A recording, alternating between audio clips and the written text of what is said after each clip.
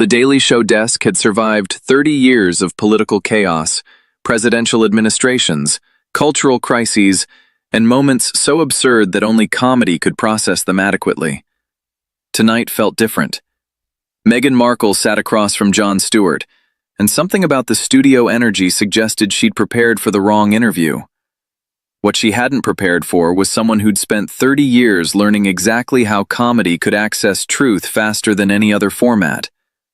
Jon opened warmly, called her appearance genuinely brave, said coming on a Monday night specifically, his night, the one that mattered, took something. He made it sound like a compliment. Meghan, cautiously composed, settled into the guest chair with practiced warmth. Then Jon asked about the UK trip she didn't fully make. What Meghan said made Jon's expression shift from warmth to something that had been waiting patiently for exactly this moment. What Jon said after that, still funny, still completely Jon Stewart, but building towards something that would be replayed on every entertainment platform by morning, would become the segment everyone discussed for days. Because 30 years had taught Jon Stewart one specific lesson. The funniest questions are always the most accurate ones. And tonight, Meghan Markle was about to discover exactly what that meant. This is the interview that broke the internet. Subscribe now, hit that notification bell, and let's see what happened. Meghan arrived with her usual entourage, settling into the guest chair with practiced warmth. Meghan Markle, Monday night, welcome. I want to say genuinely, this is brave. Coming on specifically this show, specifically this week, after the past month. That takes something. Meghan's smile was measured. I believe in genuine dialogue with different audiences. Different audiences, yes. Let's see how genuine the dialogue gets. I'm hopeful. I want to start with something that genuinely puzzles me, Jon said, leaning back with deceptive casualness. The UK trip, July. Harry goes, the children go. There's a Highgrove reunion with the king. Genuinely significant, genuinely positive. You went too, apparently, though the initial reporting suggested you might not. Help me reconstruct the timeline because it got confusing. Meghan's expression was controlled. We traveled as a family, which was always the intention. Always the intention, yet sources close to you described it as quite stressful, and one description from a sympathetic biographer used the word nightmare. Both your team and the palace gave conflicting accounts of the accommodation situation. What was the actual sequence of events? Security logistics required adjustment throughout. Adjustment. That's a good word. I use it when I'm avoiding specificity. What specifically adjusted? Because from outside it looks like something went sideways, and then everyone managed the story differently afterward. Every complex international trip involves real-time decisions. Real-time decisions that became public disputes between your office and Buckingham Palace. Those disputes don't usually happen when real-time decisions go smoothly. The children, Jon continued, his tone shifting slightly but the curiosity remaining constant. They went to Highgrove. They met their grandfather, the king, apparently for the first time properly in years. That's genuinely wonderful news. But the meeting was completely secret. No advance notice, no photographs, no confirmation until afterward. Why? We protect our children's private moments. You've done Netflix documentaries about private moments. You've described moments in documentaries that most parents would consider extremely private. What made this specific meeting require a level of secrecy you haven't applied to previous family content? The children's emotional well-being required discretion. Meeting your grandfather is emotionally complex enough to require operational secrecy? That's an interesting framing for what most families would describe as a nice visit. Meghan grabbed her water. Every family manages significant transitions differently. Transitions from 4 years of absence to a private meeting? Yes. But why secret? Unless something about the meeting itself required management beyond typical privacy protection. Let me ask something I've been genuinely curious about, Jon said. Your husband has made several visits to the UK over the past few years. Some solo, some with the children, now this one with everyone. The security situation that previously prevented family visits seems to have resolved, partly. What actually changed? Because the security concerns that prevented visits for 4 years apparently became manageable the moment the Invictus Games countdown required presence. Appropriate arrangements were made. Appropriate arrangements that took 4 years to develop, and coincided with a significant professional engagement. I'm not saying those things are connected. I'm asking whether they're connected. Harry's commitment to Invictus creates different operational contexts.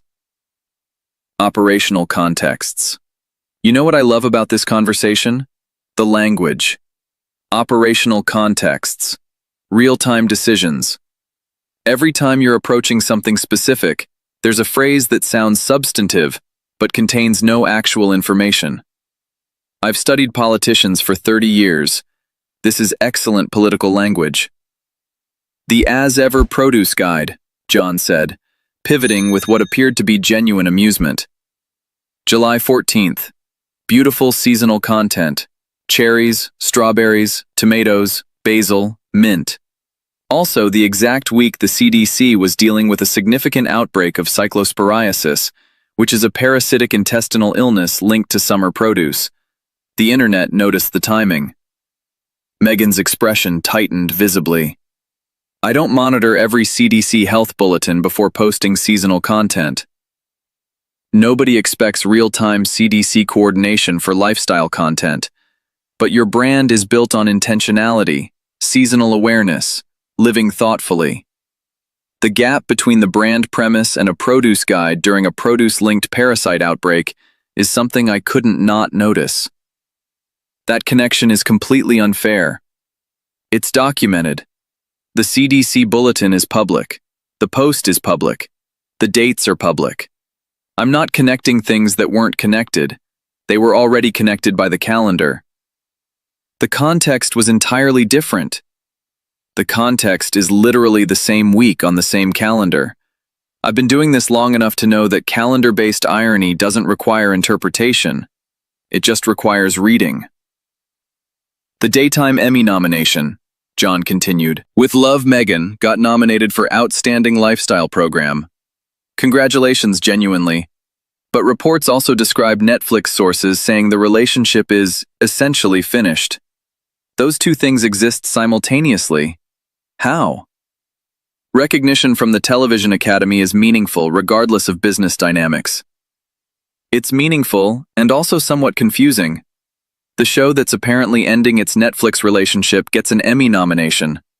Is there a category for generated significant industry conversation despite commercial trajectory? Creative success and commercial performance are different metrics. Sure, but most people running a lifestyle brand would describe them as related metrics. Creative success that doesn't produce commercial success is usually called something other than success. You're reducing complex creative work to purely commercial terms. I'm asking how success and failure exist simultaneously for the same project. That's not reductive, that's a genuine question about how you're defining both words. Let's talk about what I'll call the staff situation, Jon said, his tone growing more direct. Reports of significant turnover at Archewell, multiple departures, specific descriptions of difficult working conditions. This has been reported consistently across different sources over several years. What's your explanation for the pattern? Every organization experiences natural staffing transitions. 18 people isn't natural transition. That's a number. Organizations that describe their working environment as excellent don't generate this specific volume of consistent, similar reporting from independent sources. What's actually happening internally? You're presenting incomplete reporting as established fact. I'm presenting consistent reporting from multiple independent sources over multiple years as a documented pattern. Those are different things, and I think you know they're different things. Media narratives develop momentum regardless of accuracy. Media narratives that are specifically inaccurate get corrected, legally or otherwise. You've demonstrated willingness to pursue legal remedies when you believe reporting is inaccurate. The staff reporting has generated no legal challenges. What does that suggest? I want to ask about Harry specifically, Jon said, shifting terrain. Sources sympathetic to you described the July trip as quite stressful. The palace accommodation situation became public in a way that seemed to catch everyone off guard. You've described wanting family reconciliation. From your perspective, what actually went wrong during this trip? Complex family situations involve unexpected elements. Every family trip involves unexpected elements. Sources described yours specifically as stressful in a way that suggested something beyond unexpected logistics. What was the stress specifically? I won't characterize private family dynamics publicly.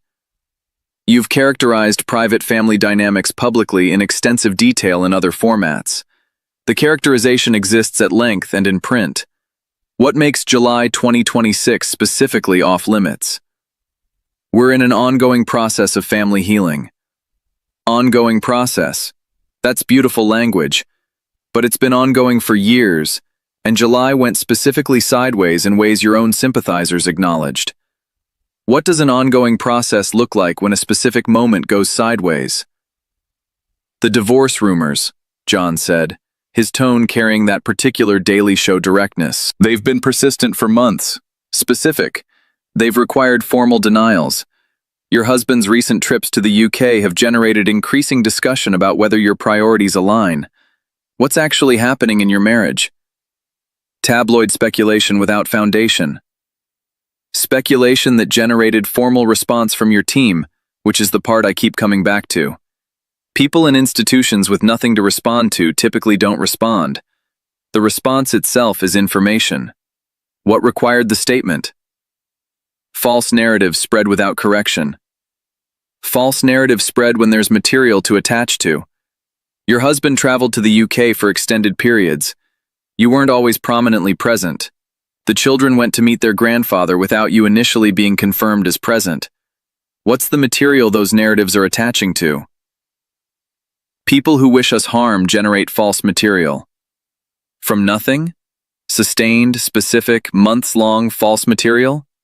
That's either an extraordinary manufacturing operation, or there's something real underneath. Which is it?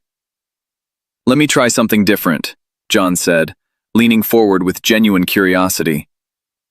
30 years of this show. I've asked this question of presidents, senators, executives, celebrities. What do you actually want? Not for Archewell, not for your brand, not for your advocacy work. What does Meghan Markle, the person, want her life to look like 5 years from now? Silence. Meghan looked momentarily genuinely caught. The practiced composure flickered. My personal aspirations are... If the next word is private, I want to point out that you've shared personal aspirations in documentaries, books, and interviews at considerable length. What's different about this question? I focus on forward momentum rather than projection. Forward momentum toward what? That's the question. I can describe your complaints about where you've been in considerable detail. You've provided that material generously. I can't describe where you're trying to go, because that's the one thing you've never actually articulated. More silence. See, that's actually more revealing than anything else you've said tonight. Here's what I've been building toward, Jon said, his tone carrying genuine seriousness now underneath the habitual wit. I've watched your public story for years, and what I notice is that it has remarkable descriptive detail about everything that was wrong. The institution, the family, the media, the racism, the neglect, all of it detailed extensively. What it doesn't have is a clear vision of what you're building toward. We're building systemic change through... Systemic change is a process description, not a destination. Where does the road go? What does the destination look like? When Archewell succeeds, what exists that didn't exist before? When the advocacy works, what's different? I've asked this of politicians who couldn't answer it, and it's always the most revealing inability. Change takes time to articulate. Change you've been pursuing for years in a very public way. If you can't articulate the destination after this much time in public, either the destination doesn't exist yet, or something else is happening. You've used this show as a platform to reach different audiences, Meghan said, her composure cracking into something more confrontational. What you're doing is using me as content for political comedy. Jon's expression remained genuinely warm but entirely unmoved.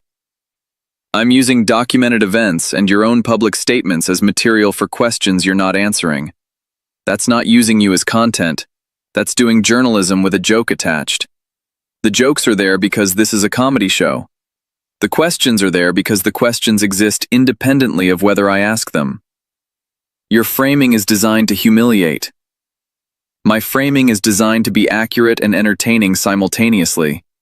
If the accuracy feels humiliating, that's worth examining, but it's not about my framing. You're doing exactly what every other host does, treating my life as entertainment. Your life generates entertainment because you've made it extensively public in entertainment formats.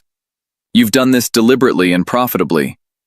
The entertainment industry responding to entertainment content isn't a betrayal. It's the logical consequence of the choices you made. This interview has become hostile, Meghan said, standing up slightly. This interview has become specific, Jon said, entirely calm. You're conflating the two. Hostile would be personal attacks or fabrication. Specific means asking about documented events you're not explaining satisfactorily. The UK trip. The produce guide. The Emmy nomination paired with the Netflix situation. The staff departures. The marriage speculation. The inability to describe what you're building toward. Those are specific questions, not hostile ones. I came here expecting genuine dialogue. You've had genuine dialogue. Genuine dialogue includes questions you can't answer with talking points. That's what makes it genuine rather than managed. You're not interested in understanding. You're interested in catching me. I'm interested in understanding, which is why I keep asking the same questions in different ways, hoping the answer changes. It hasn't yet. That's not me not being interested. That's you not providing the understanding I'm looking for. Meghan grabbed her purse with the deliberateness of someone who'd made a decision. This show exploits people. This show asks people questions they'd rather not answer. Those are very different activities. Exploitation involves taking something from someone. Questions involve inviting someone to provide something. You've provided very little tonight. That's not exploitation. That's an unsuccessful invitation. History will judge what happened here. History will have good documentation of this specific period of your public life. The produce guide timing. The Emmy nomination for the show that's apparently ending. The UK trip that your sympathizers described as stressful. The ongoing marriage speculation. The staff pattern. The inability to describe a destination for all this effort. History will have all of that. He paused. History will also have this conversation, which was an opportunity to address those things directly and clearly. That opportunity is leaving with you. Meghan moved toward the exit. I genuinely hoped tonight would go differently, Jon said, his tone carrying something honest underneath the wit. Not because I expected you to be comfortable. Discomfort is fine. I've made senators uncomfortable. I've made presidents uncomfortable. Discomfort is sometimes what accuracy produces. I hoped you'd stay in the discomfort long enough to say something real. Meghan paused at the studio door. You're not interested in something real. You're interested in something usable. Real things are usable. That's actually not the conflict you think it is. The most usable moments on this show have always been the most honest ones. The things that go viral from this desk are the things that are both true and clear. I was offering you the chance to be both. Meghan left. The studio door closed. The audience sat in the particular silence that follows something they hadn't expected. Jon turned to face them. Okay, let me be clear about a few things, he straightened.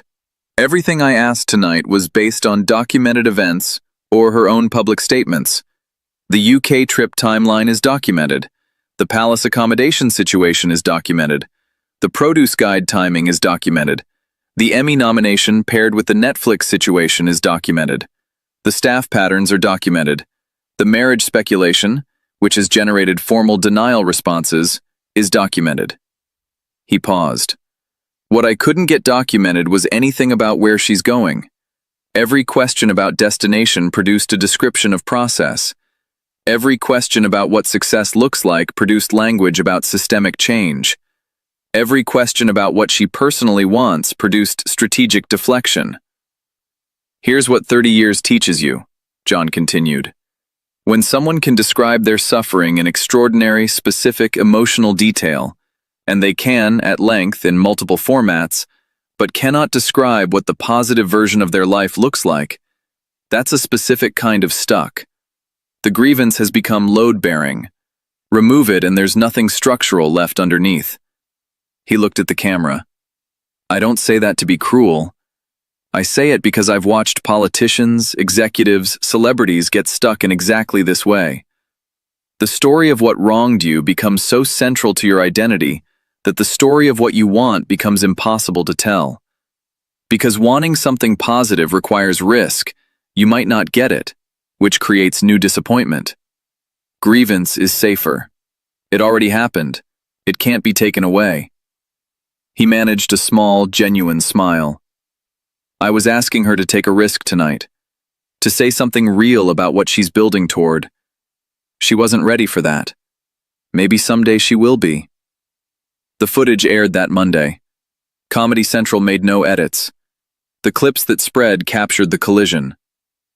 Every time you're approaching something specific, there's a phrase that sounds substantive but contains no actual information. The calendar-based irony doesn't require interpretation. It just requires reading. The response itself is information. What required the statement? Forward momentum toward what? That's the question. The grievance has become load-bearing. Remove it and there's nothing structural left underneath. The most usable moments on this show have always been the most honest ones. Meghan's team released a statement calling the interview a politically motivated ambush disguised as satire. Jon addressed it during his following week's episode. Politically motivated. I've spent 30 years asking politicians questions they couldn't answer without party affiliation mattering much. I asked a lifestyle brand founder about her produce guide timing, her Emmy nomination, her UK trip logistics, and what she's building toward. If that's political, it's a very specific kind of politics I haven't encountered before, he added. The statement also called it an ambush. I announced every topic before asking about it. Ambushes don't typically include advance notice. The word they're looking for might be specific. We were specific. Specific felt like ambush because they'd prepared for something else entirely. 30 years of finding truth through humor. A produce guide during a parasite outbreak. An Emmy nomination for a show that's ending. A UK trip described by sympathizers as stressful. And she couldn't describe what she's building toward. What does that tell you about what happens when grievance becomes the only story you know how to tell? If you want more content that recognizes when the most revealing moment is what someone can't say, subscribe. Turn on notifications. Drop a like. Share this with someone. They need to see what happens when genuine curiosity meets a story with no destination. More truth. More humor. More of what 30 years teaches you about the space between what people say and what they mean. Stay with us.